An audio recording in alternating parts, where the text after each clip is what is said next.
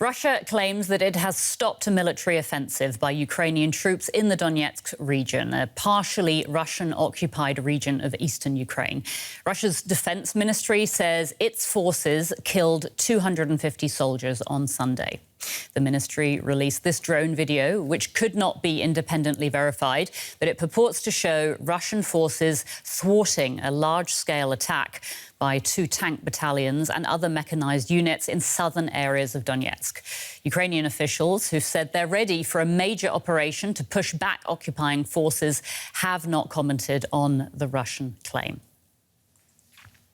And we can get some analysis from Frank Ledwidge, who's a former military intelligence officer, joining us from Oxford in the UK. Hi, Frank.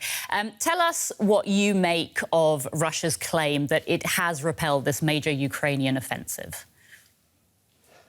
Well, good afternoon, Anya. We can tell nothing from this video footage. It has no geo-stamp, and even if it did, all it shows is, as you will have seen, armoured vehicles being engaged by apparently by artillery or anti-tank ordnance in no great numbers. Later on in the video, you see a rather stilted Russian officer claim all kinds of heavy casualties, which are completely unevidenced.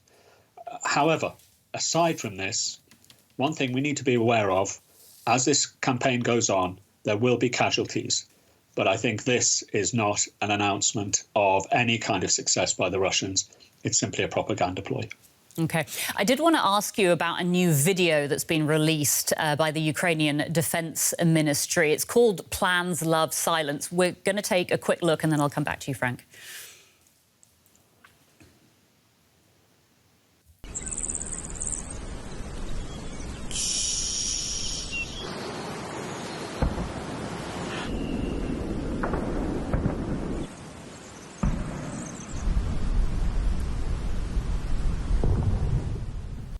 OK, that video there released by the Ukrainian army indicating that there won't be a formal announcement of this much anticipated counter-offensive. So how will we know if it's even started?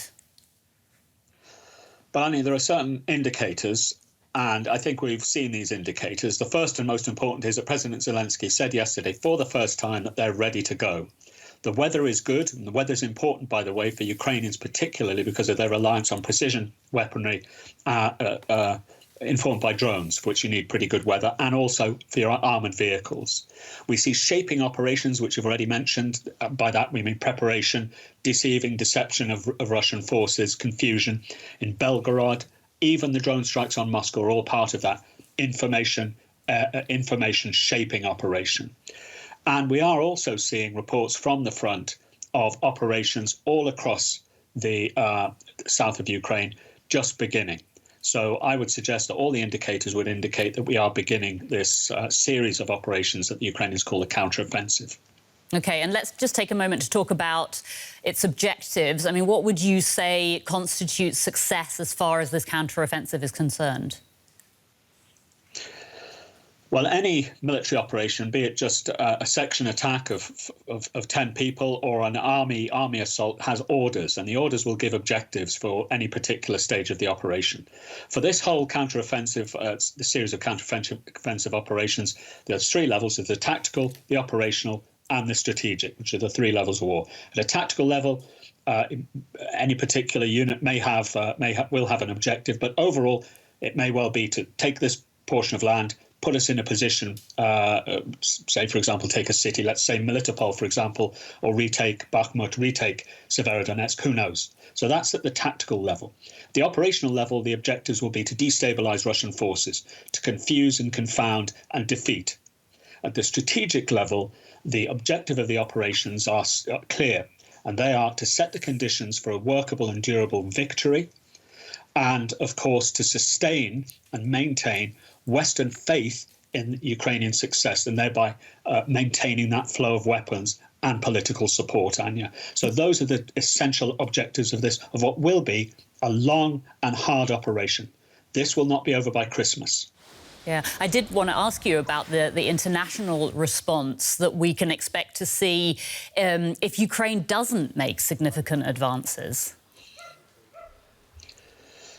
The US has made, and the US is really the only show in town militarily, has made it very clear that they will sustain and maintain that support through thick and thin. And let's be honest, and let's be blunt. As I said at the outset, no operation, particularly assault operation, goes without casualties. There are huge risks in this. There will be setbacks, and we need to be ready for that. But the Ukrainians are set up here for success. They have the training, they've got the morale, they've got the equipment, they've got the leadership, perhaps most importantly, for this operation to succeed. So there will be setbacks. As for Western response, I think the Americans will hold fast. However, there's a major constraint to this, of course, and that's at the political level, that there is the election in the US next year, and the Ukrainians want this done and completed by that. That's for sure. Frank, thank you so much. That's Frank Ledwidge, former military analyst in the UK. Thank you. Thanks very much.